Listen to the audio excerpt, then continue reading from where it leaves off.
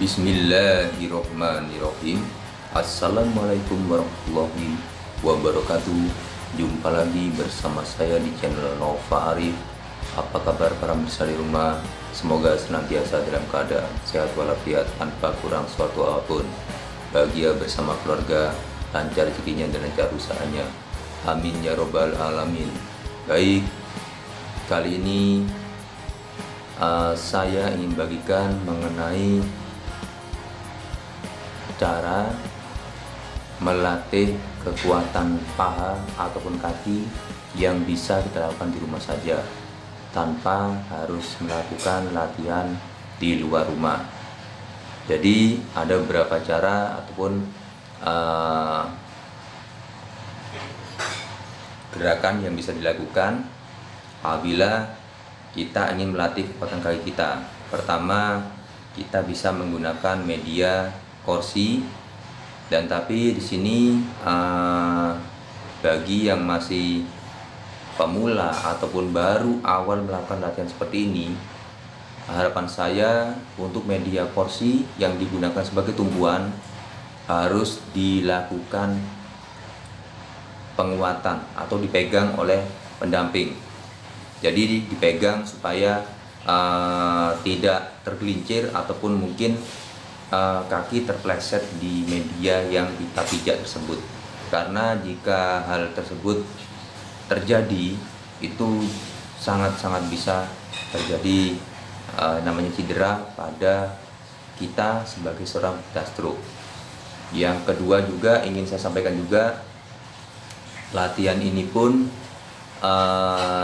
sebagai variasi supaya kita tidak merasakan suatu kejenuhan, karena beberapa kali juga para sahabat sering mengeluhkan yang namanya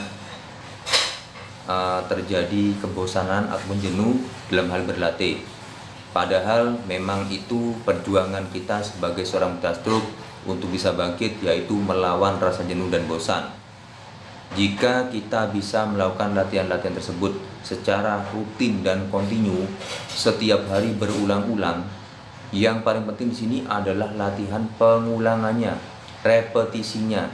Jika kita melakukan latihan untuk pemulihan tubuh, untuk menguatkan fungsinya, kalau kita hanya dilatih fisioterapi, lalu di rumah kita tidak melanjutkan kembali, maka saya katakan di sini seperti sesuatu yang sia-sia ya. Karena apa? Pertama, kita melakukan suatu terapi dengan seorang fisioterapi yang mana ada gerakan-gerakan khusus untuk melakukan penguatan, dan tugas kita yaitu melakukan PR atau pekerjaan rumah yang harus kita lakukan pengulangan. Repetisi itu yang wajib kita lakukan. Jadi kadang-kadang ada beberapa sahabat-sahabat penyintas stroke yang merasakan tidak mau melakukan latihan apabila tidak ada pendampingan. Nah, di sini yang saya sampaikan adalah harus diubah. Karena mengapa? Kita bisa bangkit adalah dengan cara kemauan kita sendiri. Jangan pernah kita mengandalkan keluarga, orang tua, ataupun mungkin pendamping kita, istri ataupun suami. Dikarenakan apabila kita terlalu mengandalkan terus-menerus, maka kepulihan itu akan sangat sulit kita lakukan. Dikarenakan kita sebagai seorang yang ingin pulih harus mempunyai semangat juang, dan disinilah yang wajib kita lakukan. Dikarenakan tanpa adanya semangat dan pengulangan yang kita lakukan secara terus-menerus, segala sesuatu itu susah kita akan dapatkan, yaitu kepulihan bagi penderita stroke yang mengalami kelemahan tubuh. Dan juga di sini saya sampaikan juga, hati-hati jika ada penawaran ataupun video-video yang mana biasanya banyak di media sosial memberikan testimoni mengenai pemulihan stroke yang instan, atau bahkan ada beberapa mungkin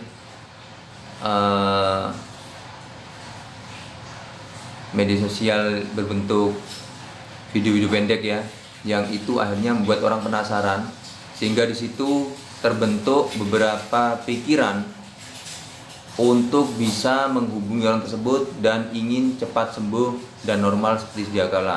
Jadi saya di sini ingin mengedukasi bahwa orang lemah itu seperti bayi kembali. Seseorang yang terkena serangan stroke, saya gambarkan seperti kita terlahir, seperti seorang bayi yang baru lahir di dunia ini. Kita masih harus belajar, bahkan ada yang susah untuk bicara, ada yang susah untuk berjalan, dan juga maupun menggerakkan jari-jari saja tidak bisa. Nah, di sini butuh perjuangan, konsentrasi, bahwa segala sesuatu itu tidak bisa kita lakukan tanpa adanya perjuangan. Semua membutuhkan proses, dan proses itulah yang harus kita nikmati. Semoga dalam proses itu Allah memberikan kita sebagai hitungan pahala, sebagai amal ibadah untuk kita semuanya. Inilah yang ingin saya sampaikan, bahwa jangan sampai salah dalam hal berpikir, lalu terbukalah dalam hal berpikir apabila banyak orang yang mungkin lebih mengetahui mengenai pengetahuan pemulihan stroke.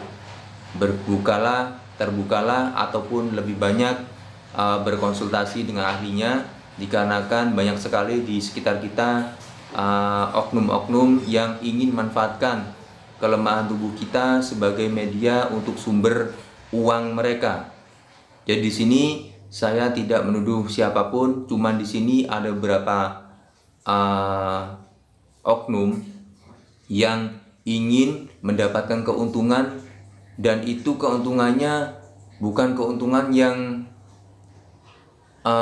istilahnya keuntungan yang masuk akal, akan tapi sangat-sangat mahal. Saya katakan di sini sangat mahal sekali. Bahkan kemarin sempat ada yang sampai menawarkan program-program pembayarannya itu di depan. Jadi yang saya ketahui, untuk jasa fisioterapi biasanya kita dapatkan pada saat kita setelah melakukan terapinya. Jadi setelah kita diterapi oleh fisioterapi tersebut, kita akan melakukan bayaran. Tidak ada yang saya ketahui selama ini fisioterapi yang meminta uang di depan sebanyak sekian. Jadi sistemnya akhirnya menjadi hutang. Iya, kalau memang fisioterapi tersebut melakukan kerjanya secara profesional. Jadi di sini intinya kita terbuka dan juga berpikir pintar. Jangan sampai kesempatan kita sebagai seorang penyintas stroke seperti ini dimanfaatkan oleh oknum-oknum tertentu.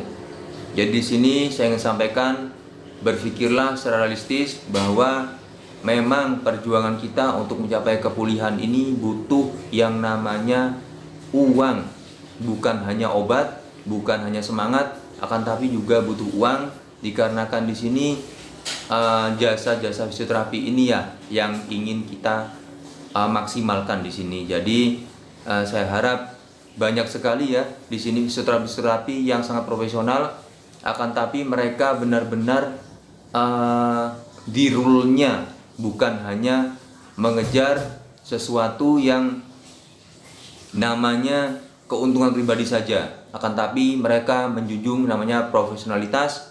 Dan di situ saya sangat-sangat mengagumi sekali bahwa di situ ada sumpah profesi, yang mana kaitannya seorang fisioterapi ini berkaitan juga dengan dunia kesehatan dan dunia kedokteran. Jadi tetap semangat fisioterapi Indonesia, bekerjalah sesuai dengan rule-nya, dan saya sampaikan salut sekali kepada kawan-kawanku yang mau berpikir logis, dan juga Bapak Iman. Saya ucapkan terima kasih bahwa Anda tetap memberikan advice untuk kita semua sesuai dengan kebutuhan kita masing-masing. Saya sampaikan di sini, terima kasih, tetap semangat, stroke pasti bisa pulih, nyata terjadi. Amin ya robbal alamin.